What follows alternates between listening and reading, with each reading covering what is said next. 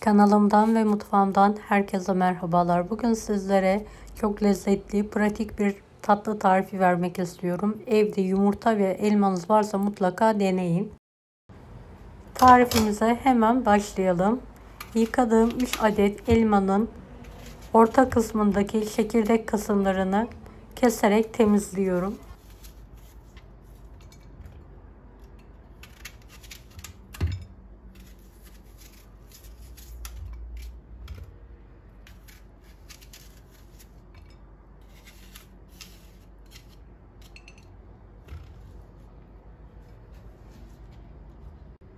Temizlediğim elmaları küçük parçalar halinde doğrayalım.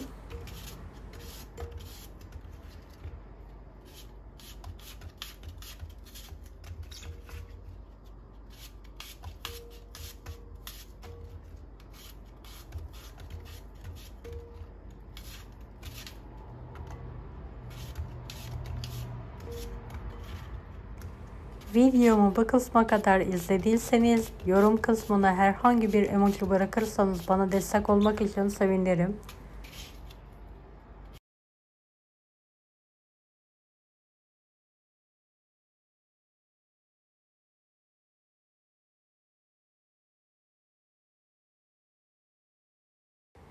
Evet, elmalarımın hepsini doğradım. 3 adet yumurtayı kırarak üzerlerine alıyorum.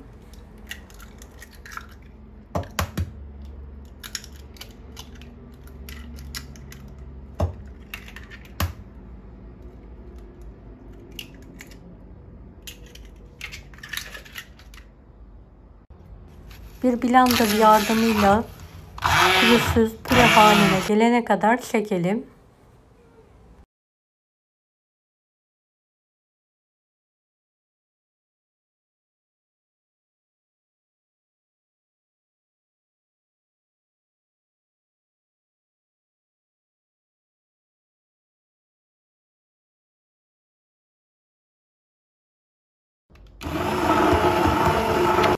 Çekmeye devam edelim pürüzsüz olana kadar. 1 çay bardağı toz şeker ekleyelim ve çekmeye devam edelim.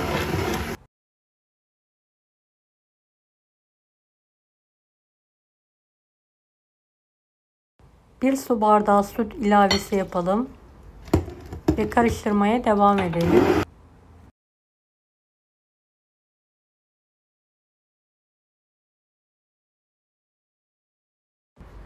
Bir su bardağı su, yarım çay bardağı sıvı yağ ekleyelim. Tüm malzemeyi karıştırmaya devam edelim.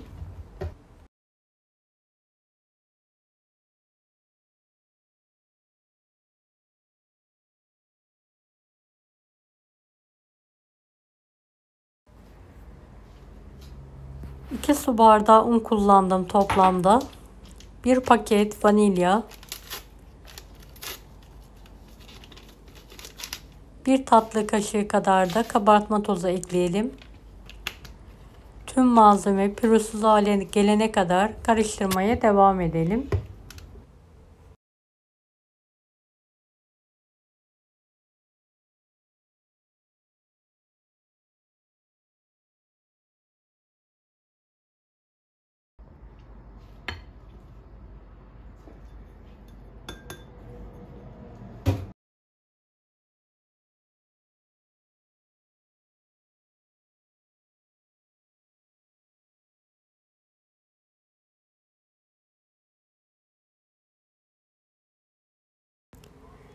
Evet, hamurumuz hazır. Gördüğünüz gibi akışkan bir hamurumuz oldu.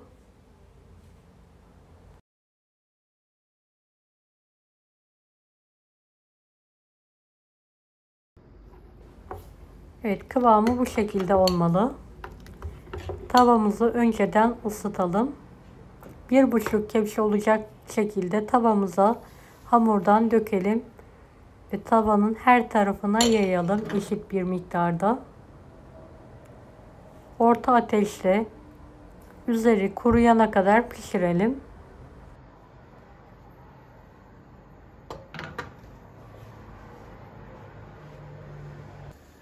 Evet, kenarlarından kalkmaya başladığında tavamızı bir sallayalım. Salladığımızda tutmayan bir yer kalmadığına emin olduktan sonra elimizle veya bir spatula yardımıyla ters çevirelim. Diğer tarafı da pişirelim. Pişirme aşamasında acele etmeyelim. Bir taraf kuruduğunda hemen ters çevirelim. Eğer kuruma olmazsa çevirirken yırtılmalar olabilir. Ben ilkinde biraz acele ettim. Hafif yırtıklar oldu gördüğünüz gibi.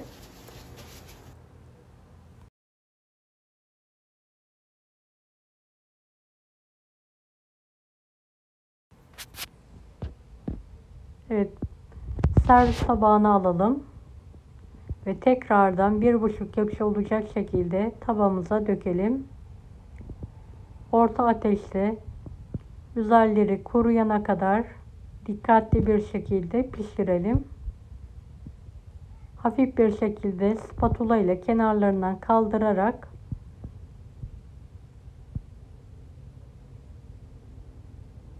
krabimizi ters çevirebilirsiniz.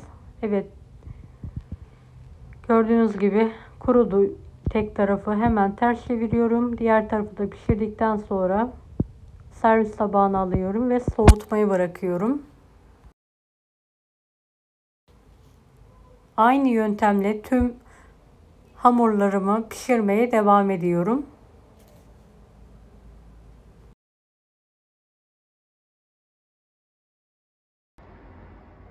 Evet, hamurlarımı pişirdim, soğuttum.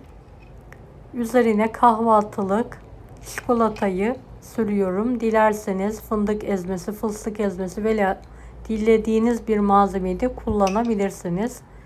Her tarafına bir bıçak yardımıyla düzgün bir şekilde sürüyorum.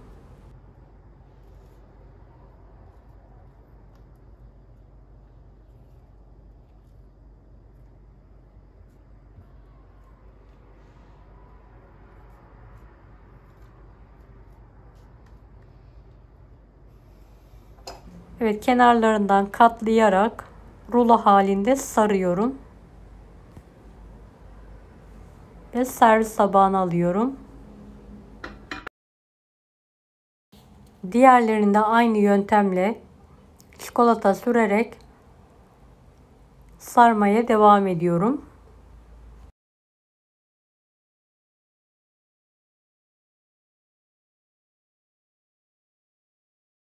Bu ölçülerden 12 adet krep çıktı. Kalabalık misafirlerinize de yapabilirsiniz. Kahvaltılara veya çayın yanına hemen yapabilirsiniz. Hem pratik hem de lezzetli bir tarif. Evet, üzerlerine erittiğim bitter çikolatayı bir poşete aldım ve şerit halinde üzerlerine sıkıyorum.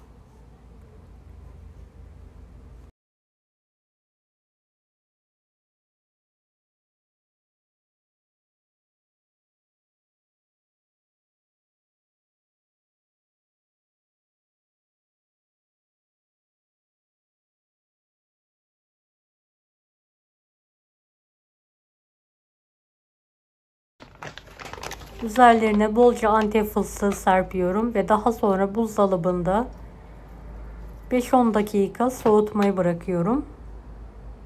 Gördüğünüz gibi çok lezzetli görünüyor. Yakından tekrardan göstermek istiyorum sizlere.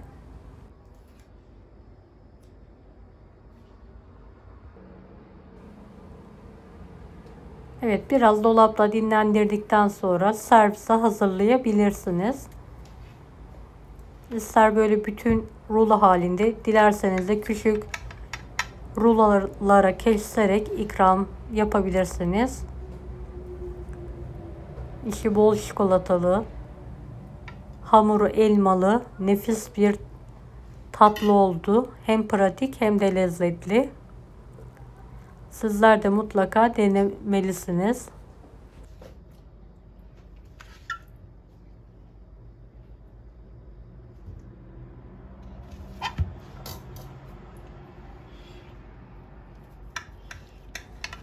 Evet, küçük tek lokmalık rulolar halinde keserek de ikram edebilirsiniz. Bir tanesinin yakından sizlere göstermek istiyorum. Gerçekten çok lezzetli oldu. Mutlaka denemelisiniz. Deneyeceklere şimdiden kolaylıklar dilerim.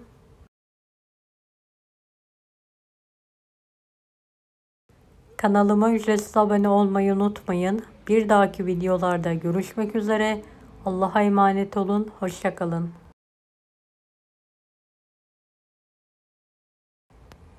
Daha farklı tarifler için bunları da izlemeyi unutmayınız.